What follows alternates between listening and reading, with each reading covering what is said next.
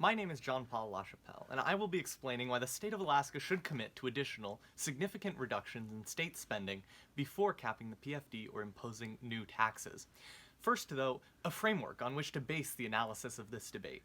Whether the state commits to austerity measures should be decided based on which policy provides the greatest utility to the entire state of Alaska, and therefore the individuals that comprise it. We should actively seek to maximize the utility of citizens, but also should note the utility cost to adopting any action. The maximization of that utility, as weighed during the debate, determines the correct course of action, and is therefore the one that the state has a responsibility to adopt. To the end that the state of Alaska has a responsibility to adopt austerity measures, I will be introducing a few points. And contention 1, government spending is ineffective. The fundamental advocacy for stimulus spending during a deficit is the false idea that the government can utilize its purchasing power to revitalize a weakened economy. The undeniable fact is that any government spending must be drawn from the population through taxes. Basically, extra government spending cannot occur in a vacuum, so any kind of stimulus plan is really just redistribution of spending away from the saving segments of the population and towards the spending segments of the population. Proponents of stimulus plans would argue that spenders having cash is more beneficial to the economy, but what they fail to recognize is the fact that savers no longer hide money in their floors, they invest it in bonds or stocks, or save it in banks, which will loan the money out to others. Basically, there is no benefit to that redistribution of spending, but there are certainly costs. Undeniably, private enterprise spends money more efficiently than government does. By redistributing wealth, taxes decrease the incentive to be more productive. As the Public Finance Review reported, quote, higher total government expenditure, no matter how financed, is associated with a lower growth rate of real per capita gross state product, unquote. The purpose is not to suggest that people do the minimum of work required. We must simply look at the empirics and realize that the more wealth is redistributed through taxation, the less productive society becomes. Secondly, the main issue with government spending, any dollar spent by the government is a dollar which isn't spent by the more productive and efficiently allocating private sector. As Adam Smith's laissez-faire description of free market equilibria explains, the only transactions that will occur in a free market are those which are economically beneficial to both the supply and the demand. Government, by contrast, will look to allocate money during economic downturn in a way which benefits failing businesses, with the pretense of supporting job growth, but unfortunately will only be an inefficient trade, causing deadweight loss, essentially net economic detriment. As a Journal of Macroeconomics study found, a 1% increase in government share of GDP related to a 0.143% negative economic growth factor. Related to the decision which the state now faces, these facts can be applied to show that if Alaska is seeking long-term economic benefit to return it from its deficit, we should address our overspending problem and allow the free market to fix the economic downturn through efficient allocation of resources. Contention 2. Balancing the budget will encourage private investment in Alaska. The goal of the legislature should not only be to reverse the economic downturn which Alaska faces, but to also promote a long-term stability and set a precedent for long-term growth in the state. The only way to achieve that goal in our capitalist society is to convince private enterprise to invest in the state. Whether that means through manufacturing or shipping or most likely oil and natural gas developers and pipelines, the more business that takes up residence in Alaska, the more international dollars will flow through the state, promoting economic growth. During the first 6 months of 2016, the state lost almost 1,800 jobs as oil prices fell, and the subsequent high unemployment rates have been the quintessential hallmark of our fiscal crisis. In order to turn around unemployment rates and revitalize the economy, the state has to incentivize investment. By balancing the budget and reducing government overspending, enterprise will be more comfortable investing their monies in the state.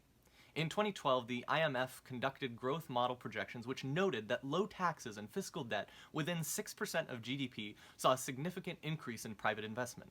Simply explained, a company will not choose to invest in a state where the economic future is uncertain. But if a company can be sure that the debt of Alaska is manageable, then they know investment here to be effective and a good long-term decision.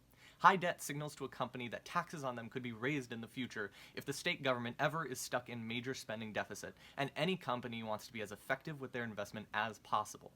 In order to best revive the Alaskan economy and preserve it for the future, setting a trend of long-term economic growth, the state of Alaska must allow the free market to flourish and adopt policies which will allow these companies to thrive. As Winston Churchill pointed out, Quote, "We contend that for a nation to try to tax itself into prosperity is like a man standing in a bucket and trying to lift himself up by the handle." A very good measure of how democratic a society is to ask about the attitude towards taxes. Noam Chomsky. My name is Foster Birnbaum, and today I will be discussing why Alaska should not commit to additional significant reductions in state spending before capping the PFD or imposing new taxes. I will start with some framework. The prompt dictates that we look at problems from the perspective of the state of Alaska. Whichever action is best for the state as a whole, not just the people that comprise the state, must be enacted. In economic terms, we seek to maximize utility, which is defined in the Judgment and Decision-Making Journal in 2007 as a common currency that integrates multiple goals or multiple quantitative attributes of outcomes. This definition leads to the question of which goals or quantitative attributes should be valued in this debate. As we must consider the needs of the state, one heuristic considered should be the dollar benefit to the economy. With this framework in mind, we can analyze which policy the state of Alaska should enact. There are two reasons why limiting the PFD or raising taxes maximizes utility. Doing so maximizes the effect of the money in question on the economy, and doing so prevents Alaska from sliding further into a fiscal crisis. Contention 1. The money that would go to the state through an income tax or a reduction in the PFD could be spent in a way that helps the economy more than if consumers spent the money. On January 18, 2017, Jonathan King of Northern Economics, an Anchorage-based economics firm, presented an economic forecast to the Alaska Senate Labor and Commerce Committee. In the presentation, 3 plans were forecasted. The first was to keep state spending constant, but reinstate an income tax. The second was to keep state spending constant, but cut the PFD. And the third was to lower state spending by $1 billion, and the idea endorsed by state politicians, such as Alaska State Senator Mike Dunleavy. The results of the economic modeling were striking. The third plan is forecasted to result in a loss of 33,000 jobs in the next 3 years, whereas the first two only resulted in a loss of about 25,000. According to an Alaskan Dispatch News article by Charles Woolforth, published Saturday, January 22, 2017, Muhsin Guatabi of the Institute of Social and Economic Research at UAA, who presented before King, came to a similar conclusion using a different modeling technique. Indeed, the economics of this question have been researched before with similar conclusions. In 1987, the state of Alaska was facing many of the same problems we face today. Oliver Scott Goldsmith, in a report for the Special Committee on Taxation, concluded that state spending of either taxes or dividend money could, if targeted towards certain kinds of expenditures, more than offset the numbers of jobs initially lost. Thus, because again, we must value benefit for the state as a whole, the economic studies from 30 years ago and today mean that we must not cut state spending before reducing the PFD or reinstating an income tax. Contention 2. Reducing state spending would make Alaska's fiscal crisis worse. There were 2 subpoints. First, I will discuss Alaska's current economic situation, and second, I will discuss how Keynesian economics dictates that state spending not be cut. Subpoint A. The state of Alaska faces, according to David Teal, the legislature's financial expert, the gravest fiscal crisis in state history. In his State of the State address, Governor Bill Walker spoke on the urgency of the matter, saying we have nearly emptied our statutory budget reserve account. Next year's budget will virtually drain the constitutional budget reserve. The problems with the state deficit are mirrored in the state economy. According to a report by the Alaska Department of Labor, in 2016 job losses spread through nearly all sectors of Alaska's economy, and more broad-based decline is forecasted for 2017. Subpoint B. Further reducing state spending will only exacerbate the economic situation.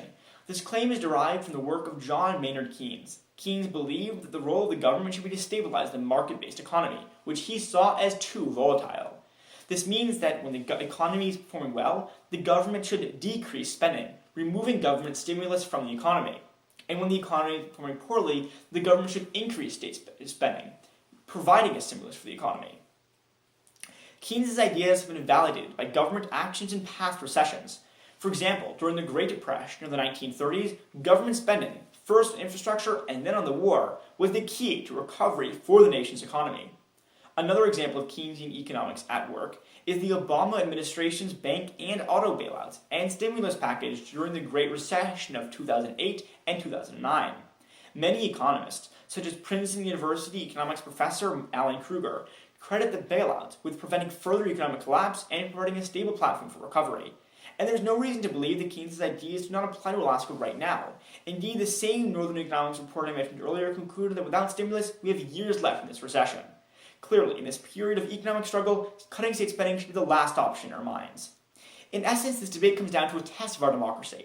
We are being asked if we would rather have our money in the pockets of us or in the hands of our government. If we are truly democratic, then as Noam Chomsky said, we would gladly sacrifice some personal income for the benefit of society as a whole. Thank you.